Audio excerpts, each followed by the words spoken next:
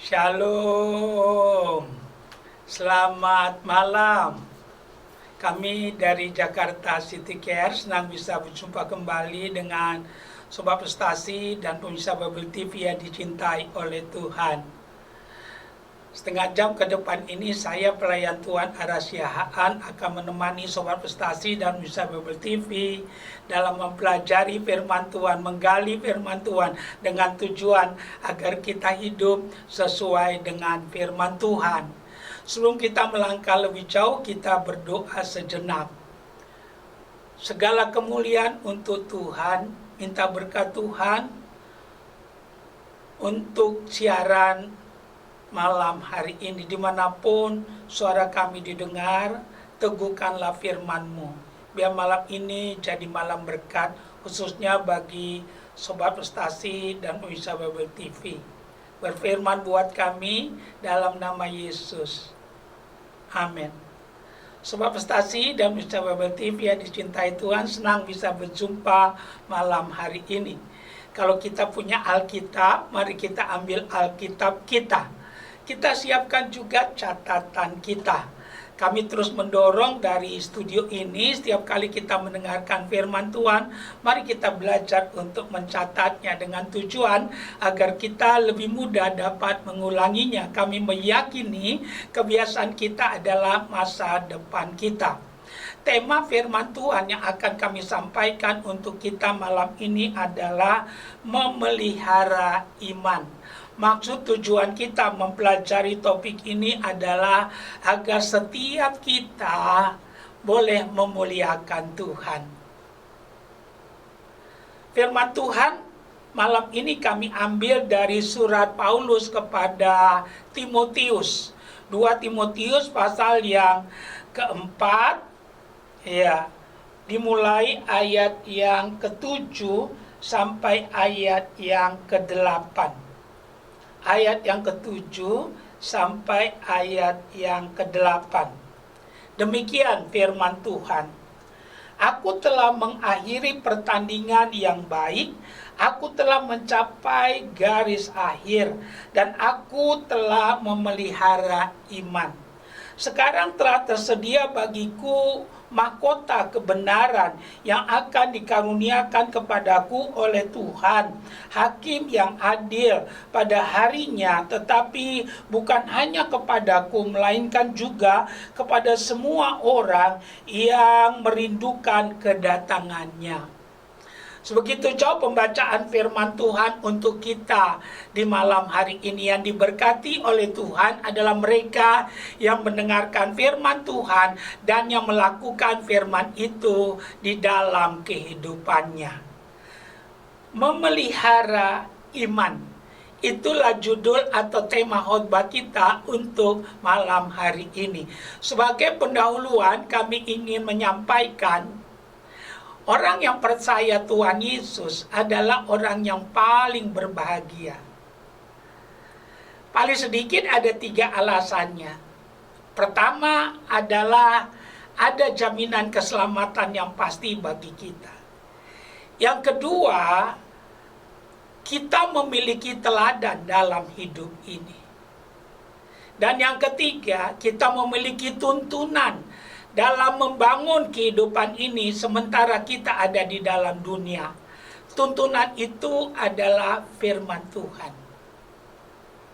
Nah, malam ini kita mau menggali satu tema, memelihara iman. Kenapa kita perlu memelihara iman? Jawabannya sederhana saja.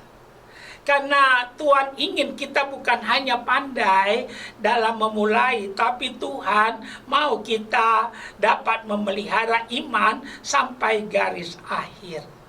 Nah, ada 4 hal yang kami mau bagikan buat kita dari 2 Timotius pasal yang keempat ini tentang memelihara iman. Yang pertama, mari kita lihat ayat yang pertama dari 2 Timotius pasal yang keempat. Dikatakan demikian, di hadapan Allah dan Kristus Yesus yang akan menghakimi orang yang hidup dan yang mati, aku berpesan dengan sungguh-sungguh kepadamu demi pernyataannya dan demi kerajaannya. Memelihara iman. Kenapa saudara dan saya, kita gereja Tuhan, perlu memelihara iman? Jawabannya sederhana. Pada ayat yang pertama dari 2 Timotius pasal yang keempat, ditekankan karena ada penghakiman. Kapankah penghakiman itu akan terjadi? Kami pastikan kehidupan Yesus ada 5 bagian. Pertama, kelahirannya. Yang kedua, kematiannya. Yang ketiga, kebangkitannya. Ya. Yang keempat, kenaikannya ke sorga. Yang kelima, kedatangannya yang kedua kali. Nah, kedatangannya yang kedua kali tujuannya untuk menjemput kita. Yang berikutnya, ya, kedatangannya kedua kali tujuannya adalah untuk menghakimi semua orang. Semua orang akan berhadapan dengan tata pengadilan Tuhan. Semua orang akan dihakimi. Dan yang ketiga, dia datang sebagai King of King. Nah, oleh karena itu kita perlu memelihara iman kita. Karena ada penghakiman. Tidak ada artinya hari ini kau percaya Yesus, tapi di tengah jalan hanya karena jodoh, hanya karena pangkat, ya, hanya karena harta dunia, saudara dan saya menjual iman kita. Yesus sendiri berkata, apa artinya kita memiliki dunia ini kalau jiwa kita binasa? Ingat, di dalam dunia kita cuma sementara. Kemana kita kalau kita dipanggil oleh Tuhan? Kemana kalau hidup ini akan berakhir? Cuma ada 2 kemungkinan, kalau bukan sorga, neraka. Oleh karena itu apa yang terjadi, tema ini jadi penting, memelihara iman. Sudahkah saudara dan saya memelihara iman? Kalau belum, mulailah hari ini. Alasannya karena ada penghakiman. Haleluya. Paulus berkata segala sesuatu berguna, segala sesuatu boleh, tapi tidak semua berguna. Boleh, tapi tidak semuanya berguna. Tuhan akan menuntut pertanggungjawaban untuk apapun yang kita kerjakan. Oleh karena itu, mari mulai hari ini sadarlah bahwa ada penghakiman. Kalau kita belum bertobat, bertobatlah. Kalau saudara dan saya selama ini suka mabuk-mabukan, berjudi, berzina, saya mau katakan, malam ini akhiri semuanya, datang kepada Yesus. Kami pastikan berapapun banyaknya dosamu, darah Yesus cukup untuk menguduskan kita. Lembaran hitam tidak harus diakhiri dengan kekelaman, karena Tuhan pelukis yang agung. Asalkan saudara sungguh-sungguh mau datang kepadanya, mau meninggalkan cara hidup kita yang salah, yang jahat, yang tidak betul, kami percaya Tuhan sanggup untuk meluruskan perjalanan kehidupan kita. Jadi ingat, kita perlu memelihara iman karena ada penghakiman. Kapan penghakiman itu terjadi? Waktu Yesus datang. Kami mau katakan, tidak ada yang luput daripada penghakiman itu. Karena itu, mari koreksi diri kita. Tuhan ingin pada waktu dia datang, tidak satupun anak-anaknya turut terhukum. Demikian firman Tuhan. Dunia akan dihukum, Tuhan tidak ingin satupun anak-anaknya turut terhukum. Karena itu, mari kita pelihara iman kita. Kalau hari-hari ini kita masa bodoh terhadap masalah iman, kita lebih tertarik dengan masalah-masalah apa yang ada di dalam dunia. Hari ini kami ingatkan kita, jangan sampai terlambat. Karena kalau terlambat tidak ada lagi gunanya. Tapi jadilah anak darah yang bijaksana, yang memiliki persediaan minyak dalam kehidupannya. Kalau itu yang kita lakukan, engkau adalah orang yang paling berbahagia dalam kehidupan ini. Yang kedua, mari kita lihat ayat 1 sampai ayat kami ingin kita lihat ayat yang ke-2 sampai ayat yang ke-4. Beritakanlah firman, siap sedialah, baik atau tidak baik waktunya. Nyatakanlah apa yang salah, tegurlah dan nasihatilah dengan segala kesabaran dan pengajaran. Karena akan datang waktunya, orang tidak dapat lagi menerima ajaran sehat, tetapi mereka akan mengumpulkan guru-guru menurut kehendaknya untuk memuaskan keinginannya. Ayat 4, mereka akan memalingkan telinganya dari kebenaran dan membukanya bagi dongeng. Luar biasa ayat ini. Kenapa kami katakan luar biasa? Di dalamnya ada kebenaran dan juga ada teguran. Haleluya. Dan Alkitab katakan orang yang kukasih, kutegur dan kuajar. Memelihara iman.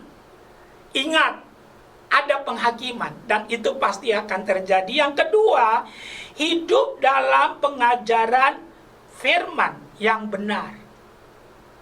Kalau kami katakan hidup dalam pengajaran firman yang benar, berarti ada pengajaran firman yang tidak benar. Haleluya. Pengajaran firman yang benar, kita dibawa kepada Yesus. Haleluya. Pengajaran firman yang benar, kita meninggikan firman dan meninggikan Yesus. Jadi ini penting kita perhatikan. Jadi hidup dalam pengajaran firman yang benar. Pengajaran firman yang benar, salah satu rahasianya kita diajak, dibawa supaya kita dikuasai firman, bukan menguasai firman. Itu pengajaran firman yang benar. Kita dibawa untuk supaya dikuasai, bukan menguasai. Kalau menguasai, kepala kita yang besar nantinya.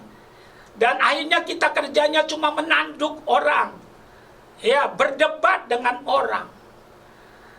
Tapi yang sebenarnya Yesus makin bertambah, kita makin berkurang. Karena itu, ayo perlu memelihara iman. Hidup dalam pengajaran yang benar. Tadi kami katakan pengajaran yang benar, ya, berpusat pada Yesus. Meninggikan, ya, akan firman. Haleluya. Dan mengajarkan kita supaya kita bukan hanya tahu firman, tapi saudara dan saya dikuasai oleh firman, sehingga saudara dan saya semakin tenggelam, Yesus yang semakin kelihatan, dan nama Tuhan dipermuliakan. Kalau kita belajar gereja mula-mula, itulah yang terjadi. Haleluya. Mereka belajar firman, ya, sampai tahap mereka dikuasai firman. Bukan berhenti belajar firman sampai tahu tentang firman, tapi dikuasai. Haleluya. Inilah Kristen yang benar. Sehingga pada akhirnya hidupnya menjadi berkat, hidupnya menjadi kesaksian. Karena bersaksi yang paling efektif adalah melalui kehidupan. Tuhan mau supaya firman itu menjadi daging, menjadi kenyataan, menjadi kehidupan dalam hidup kita, menjadi etos, ya, dimanapun kita ditempatkan Tuhan, menjadi role model, di mana nama Yesus dipermuliakan dan ditinggikan. Haleluya. Dan tidak ada kata terlambat. Alkitab katakan dalam 2 Timotius pasal 3 ayat 16, segala tulisan yang diilhamkan Allah bermanfaat untuk mengajar, menyatakan kesalahan, memperbaiki kelakuan, dan menuntun orang kepada kebenaran. Mari kita tenggelam dalam kebenaran ini, sehingga Yesus yang kelihatan dan Yesus yang ditinggikan. Biarlah dia semakin berdambah dan kita semakin berkurang. Biarlah hanya namanya dan hanya namanya, dan untuk kemuliaannya saja. Yang ketiga, memelihara iman. Mari kita lihat ayat yang kelima. Dikatakan, tetapi kuasailah dirimu dalam segala hal, Ya, sabarlah menderita, lakukanlah pekerjaan pemberitaan Injil, dan tunaikanlah tugas pelayananmu. Memelihara iman, kalau kita lihat ayat yang kelima, yang perlu kita lakukan, selain kita harus sadar adanya penghakiman, yang kedua, kita harus hidup dalam pengajaran firman yang benar. Tadi kami katakan pengajaran firman yang benar bukan tahu firman, tapi kita dikuasai firman. Dan yang ketiga, kalau kita perhatikan ayat yang kelima, hidup dalam penguasaan diri. Memelihara iman yang perlu kita perhatikan. Tuhan mau kita supaya kita bukan dikuasai dunia, tapi kita yang menguasai dunia. Hidup dalam penguasaan diri. Kalau kita nggak bisa menguasai diri di akhir zaman, kita cenderung masuk dalam pencobaan. Dan kita akan tenggelam dalam dosa lagi. Karena itu kebenaran ini penting kita tangkap. Jadi cermin. Haleluya. Sehingga saudara dan saya kekristenannya tidak mutar-mutar. Ya, tapi saudara dan saya ya boleh masuk tenggelam dalam pusat rencana Tuhan, di mana pada akhirnya nama Yesus dipermuliakan dan ditinggikan. Haleluya. Dan kami pastikan tidak ada kata terlambat. Kalau kita ditegurnya, ayo kembalilah pada jalan yang benar. Mari kita ada dalam penguasaan diri. Kalau kita perhatikan model kekristenan hari-hari ini, kami pastikan kita prihatin. Kristen tapi mabok, Kristen tapi berzina, Kristen tapi judi, Kristen tapi korupsi, Kristen tapi nipu. Itu bukan Kristen. Kristen itu artinya pengikut Kristus. Dan di dalam Alkitab kita cuma ada 6 kata Kristen. Semuanya mengacu kepada perilaku. Dalam Kisah Rasul pasal 11 ayat yang ke-26, disitulah pertama kali kata Kristen disebut di Antioquia. Di Antioquia lah pertama kali kata Kristen disebut. Yesus sudah di sorga. Pengikut-pengikutnya ada di dalam dunia. Orang melihat murid-muridnya akhirnya mengejek Kristen. Kenapa diejek? Karena mereka konsisten mempraktekkan ajaran Yesus. Mereka hidup dalam kasih, berdamai satu dengan yang lain. Orang dunia mengejeknya. Tapi lama-kelamaan karena mereka konsisten, mereka berdampak membawa keharuman bagi nama Tuhan. Jadi kami mau tekankan, konsistenlah di tengah-tengah ejekan. Tetaplah, belajarlah untuk menguasai diri. Jangan hanyut di bawah arus. Kalau ini yang kita lakukan, kita akan mempermuliakan dan meninggikan akan nama Tuhan. Kami tidak tanya, saudara dari gereja mana dan apa pelayananmu di dalam gereja. Kami tidak tanya itu. Yang kami mau tanya kita, sudahkah kita bisa menguasai diri kita? Sudahkah kita bisa menguasai diri kita, percaya atau tidak? Kalau kita tidak bisa menguasai diri kita, kita akan masuk dalam pencobaan. Kalau kita ada dalam pencobaan tidak tahu jalan keluarnya, kami pastikan kita akan tenggelam dalam dosa. Dan kalau kita terus dalam dosa, penghukumanlah yang turun atas kehidupan kita. Karena itu tangkap kebenaran ini. Memelihara iman, salah satu kuncinya kita perlu menguasai diri kita. Kita harus berani berkata tidak untuk semua tawaran yang disampaikan dunia. Haleluya.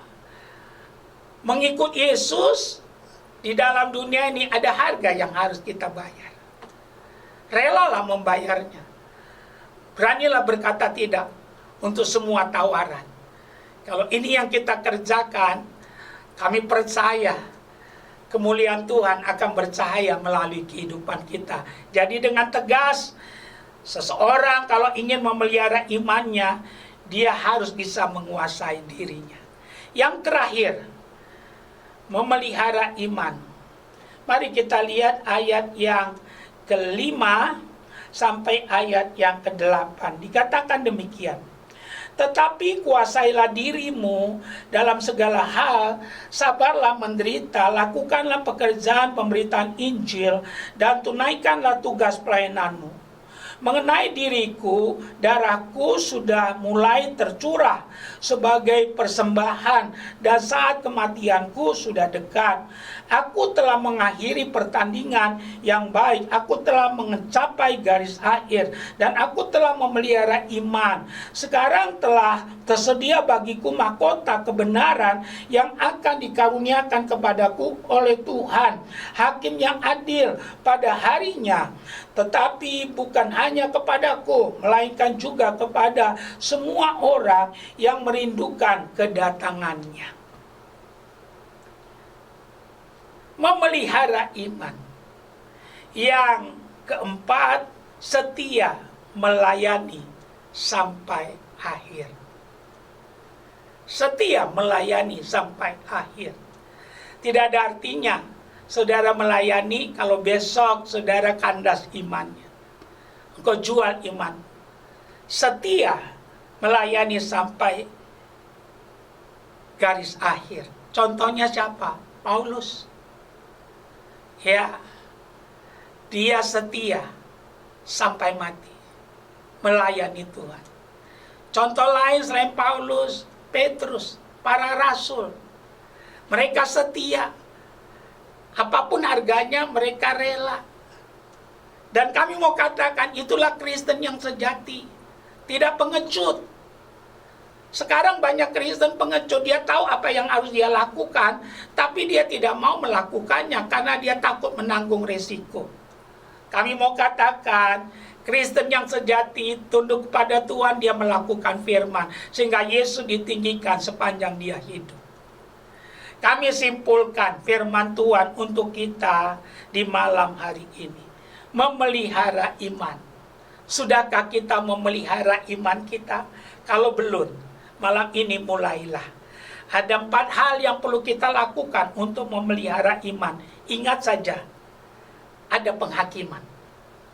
Yang kedua, hidup dalam pengajaran firman. Bukan supaya tahu, tapi supaya kita dikuasai firman. Dan yang ketiga, hidup dalam penguasaan diri. Bukan dunia yang menguasai kita, tapi kitalah yang menguasai apa yang ada di dalam dunia. Dan yang terakhir, kita mesti setia melayani sampai dia datang. Bersama Yesus kita bisa. Haleluya. Amin. Kita sudah dengar firman Tuhan untuk malam hari ini. Kami percaya semua kita diberkati. Kita masih punya waktu sedikit.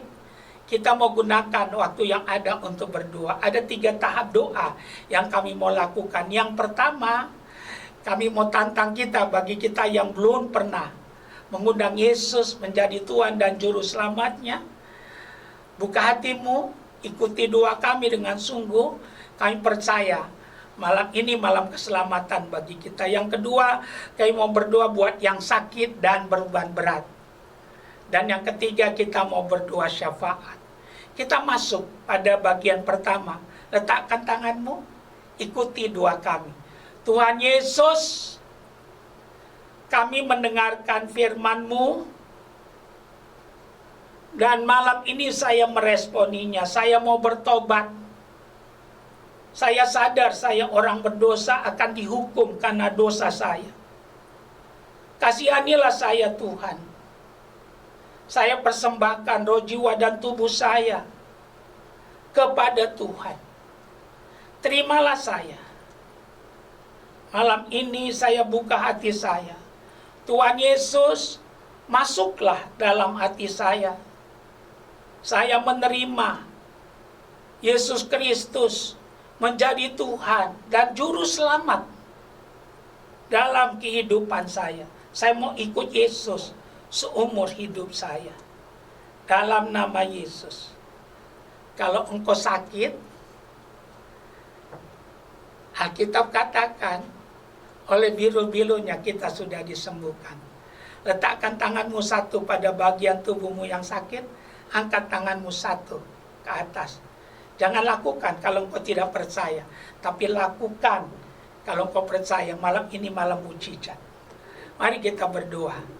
Ya Tuhan, Engkau melihat Sobat Prestasi dan pemirsa Webel TV yang meletakkan tangannya pada bagian tubuh mereka yang sakit. Sebagai hamba Tuhan, kami percaya tubuh kami bait Allah, rumah Roh Kudus, tempat kediaman Tuhan yang hidup. Tidak ada hak penyakit dan roh penyakit dalam tubuh kami, karena Tuhan Yesus sudah bayar kami lunas. Kami berdoa di dalam nama Yesus, penyakit, roh penyakit, lenyaplah engkau, enyahlah engkau. Kau tidak boleh kembali lagi. Oleh bilu-bilu Tuhan Yesus, jadilah sembuh dalam nama Yesus. Kalau engkau punya beban, ada pergumulan, Yesus berkata, marilah kepadaku, hai kamu yang letih lesu dan beban berat. Dia berjanji memberikan kelegaan. Letakkan kedua belah tanganmu di dadamu. Kita mau berdoa. Ya Tuhan, Kau lihat Sobat Prestasi dan pemirsa Babel TV yang meletakkan kedua tangan mereka di dada. Hamba berdoa di dalam nama Yesus, aku mengorakkan semua beban pergumulan dalam hidupmu. Beban-beban palsu yang bukan dari Tuhan, aku enyahkan. Tuhan meratakan gunung menimbun lembah. Dalam nama Yesus, dia rubah jalan buntu jadi pintu gerbang. Pintu gerbang mujizat, pertolongan, janji Tuhan kau dapatkan. Langit tembaga berlalulah, awan gelap enyahlah. Turunlah hujan berkat, pertolongan, kasih Tuhan atas hidupmu. Aku berdoa, diberkati hidupmu, rumah tanggamu, imanmu, pekerjaanmu. Kuasa Tuhan menaungi engkau. Kami mau berdoa syafaat untuk Indonesia, dari Aceh sampai Papua, dari Sangir sampai Kupang. Shalom Tuhan turun atas Indonesia. Diberkatilah penduduknya, mata pencarian penduduknya, dan pemerintahannya. Selamatkanlah Indonesia, biar api Injilmu bernyala dan nama Tuhan dipermuliakan. Kami berdoa, bangkitkan gerejamu, bangkitkan hamba-hambamu, lengkapi dengan karunia-karunia. Yang jatuh Tuhan bangkitkan, yang sakit Tuhan sembuhkan. Kami berdoa buat kota kami Jakarta, jauhkan dari gempa bumi, tsunami, dari hal-hal yang buruk. Kami berdoa buat Papua, damailah Papua, diberkatilah oleh Tuhan. Kami mendoakan secara khusus Tuhan untuk Panorama MGK. Biar Tuhan memberkatinya. Limpah rahmat anugerah, turun, naik bukan turun. Kami berdoa buat Sobat Prestasi dan pemirsa Babel TV yang menyaksikan acara ini, dimanapun mereka berada. Turunlah berkat Tuhan atas hidupmu. Baik mereka di rumah, di jalan, di LP, di rumah sakit. Kami berdoa biar ada iman, pengharapan, dan kasih. Segala kemuliaan untuk Tuhan. Dalam nama Yesus. Haleluya. Amin.